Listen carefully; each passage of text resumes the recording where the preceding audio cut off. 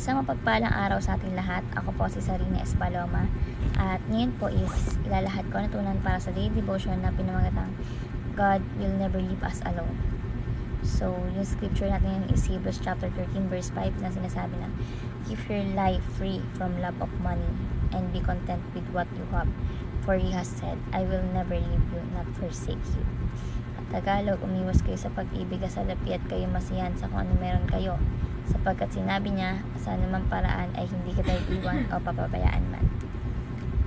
So, yung katuruan natin ngayon is number 1. True financial freedom is freedom from the love of money. So, yung tunay na freedom sa money is hindi yung pagkakaroon ng maraming pera, no? Kundi pagiging malaya sa pagkumaling sa pera. Kapag hindi na kontrolado ng pera yung ating buhay, mas sigit tayong malaya, no? Na magtuon pa sa mas mahalagang bagay. So, true financial freedom is freedom from the love of money.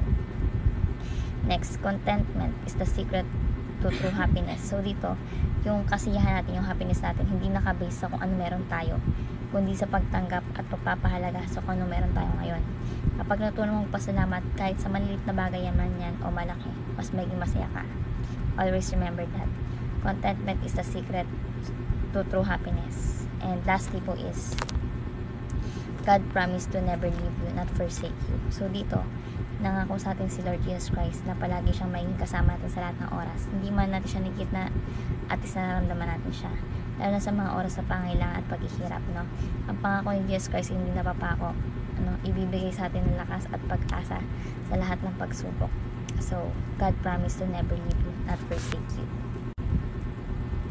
So, bilang application po is, number 1, free yourself from the love of money. So dito, hindi ibig sabihin nito ay hindi tayo magtrabaho or hindi tayo mag-ipon.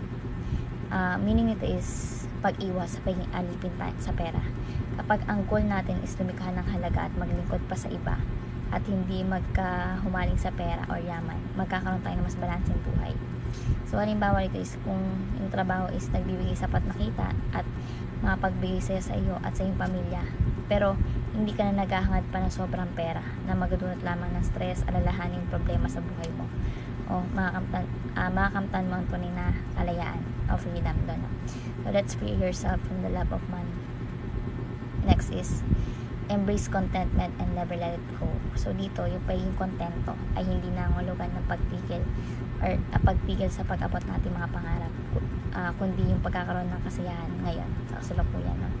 Ituring ang bawat hakbang na tagumpay at magpasalamat tayo sa kung ano meron tayo ngayon. Maliit man yan o malaki, magpasalamat tayo, no?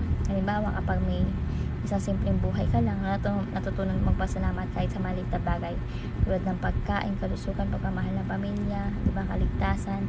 Hindi mo na hinahangad yung material na bagay na hindi mo naman kailangan, at ito'y magdulot pa sa'yo ng stress, no? So,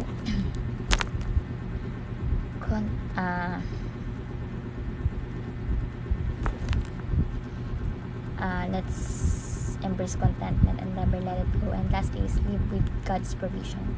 So magtiwala tayo sa Lord God, mabibigyan niya lahat ng pangailangan natin at maglaan tayo ng oras sapat sa iyo, sa ito ng buhay mo. Hindi mo kailangan mag-alala o mag-worry sa problema mo dahil alam mo ang Diyos ang sasagot niyan at tutuparin niya lahat ng pangako mo niya sa iyo. Halimbawa, kapag nahihirapan tayo sa gastos sa school, sa family, no, magtiwala ka lang kay Lord Jesus Christ dahil magkakalob ng tamang solusyon, tamang panahon, no? Kapag naman kang trabaho, baka may mas maganda pang opportunity na ibibigay sa Lord God, magbubukas sa iyo, no? Or maglaan ka ng mga kaibigan or pamilya na makakatulong sa iyong mga pangailangan. So let's live within God's provision. So ayun lang po yung ito sa daily devotion na matuan kayo, may share sa iba at share mapay sa ating buhay. Thank you po sa pagkakilabas po natin lahat.